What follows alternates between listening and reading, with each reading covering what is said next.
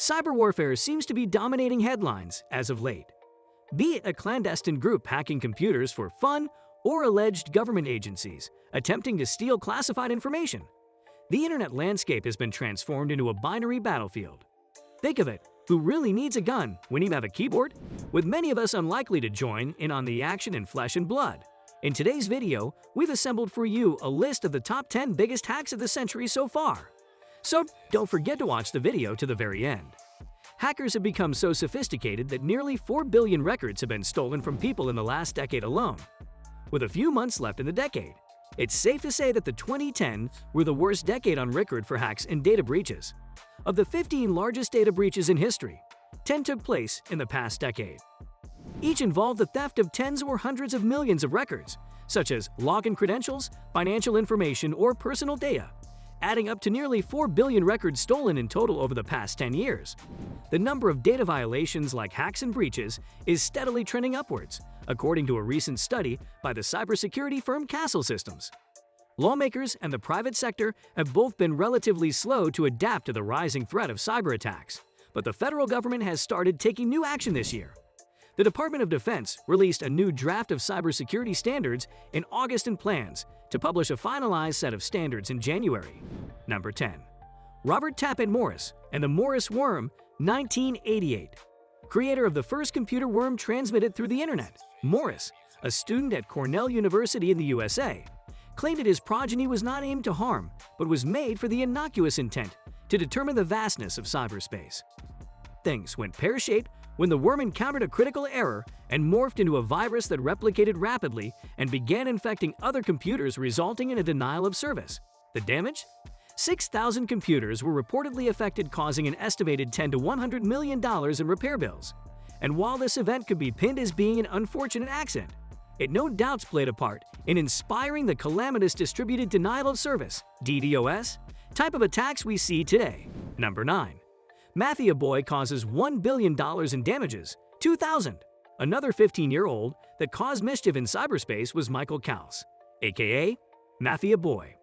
In 2000, Kals, now 25, was just a Canadian high school student when decided to unleash a DDoS attack on a number of high-profile commercial websites, including Amazon, CNN, eBay, and Yahoo. An industry expert estimated the attacks resulted in a $1.2 billion damage bill.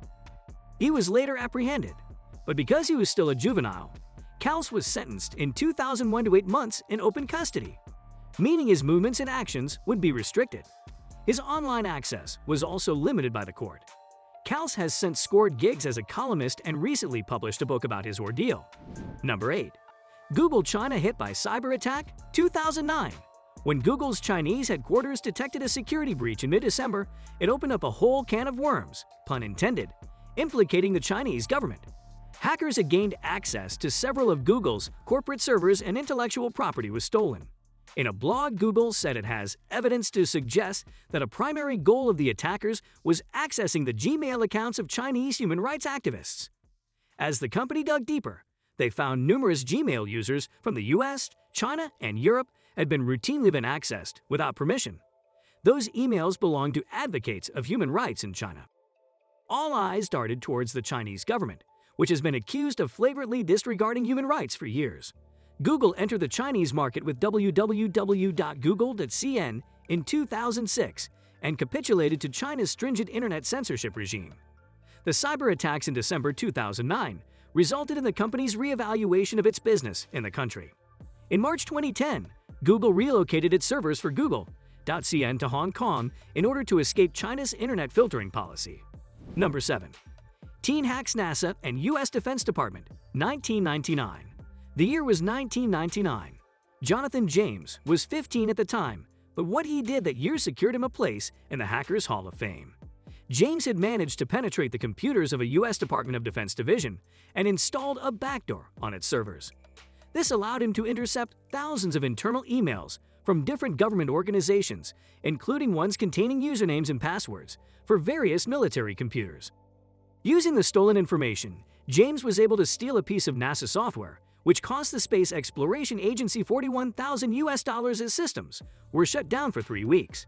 According to NASA, the software, purported to be worth $1.7 million US, supported the International Space Station's physical environment, including control of the temperature and humidity within the living space. James was later caught but received a light sentence due to his young age. He committed suicide in 2008 after he was accused of conspiring with other hackers to steal credit card information.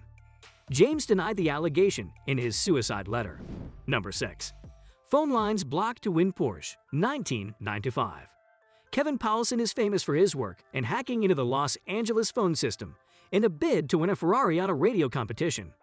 LAKIS-FM was offering a Porsche 944 S2 to the 102nd caller.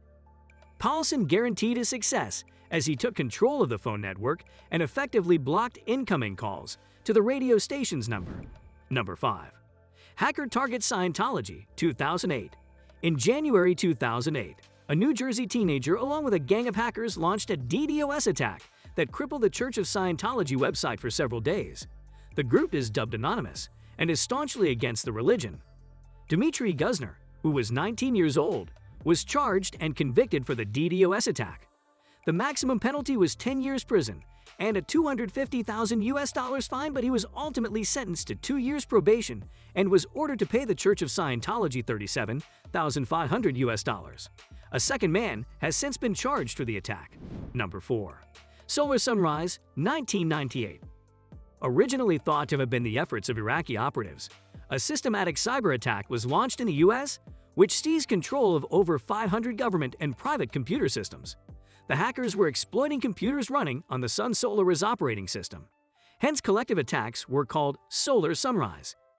The U.S. government assembled a number of defense divisions, including the FBI and the Defense Information Systems Agency, to investigate the matter.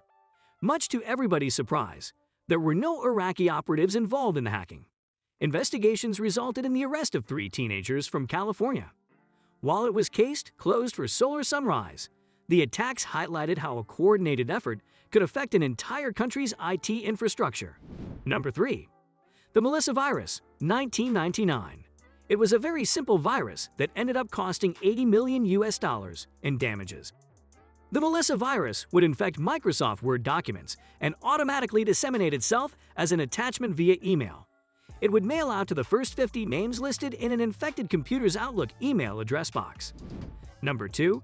Internet attack, 2002. In 2002, a cyber attack aimed squarely at all 13 domain name systems root servers in the U.S. almost brought the internet to its knees. It was a DDoS attack, which lasted for 1 hour. While it doesn't sound like a long time, it was the scale of the attack that was most alarming. At that time, U.S. federal authorities described the attack as the largest and most complex in history.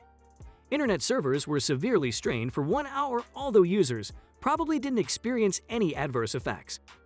But if the attacks lasted any longer, it would have brought the internet to a standstill. Number 1. Hacker steals tens of millions of credit card details, 2009. Gonzalez, a hacker from Miami, was responsible for one of the biggest fraud cases in U.S. history. Gonzalez was responsible for stealing tens of millions of credit card and debit card numbers from over 250 financial institutions. He had hacked the payment card network from companies, including the 7-Eleven convenience store chain. Facing at least 3 separate counts in cases related to hacking in 3 states, Gonzalez pled guilty in December of 2009. With that, we end today's video. Don't forget to join in next time for more of such interesting content.